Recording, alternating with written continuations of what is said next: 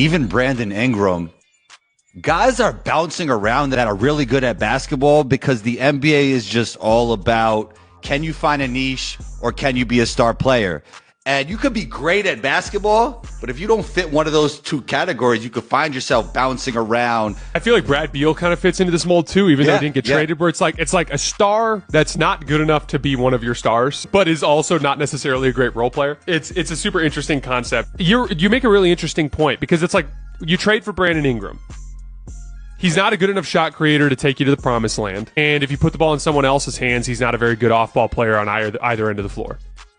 Bradley Beal, same sort of thing. In Washington, he can be your top offensive player while you're bad, but then he goes to Phoenix, and it's like all of a sudden it just shines a bright light on the fact that he's a terrible off-ball defensive player, terrible rebounder. Like, it's a problem.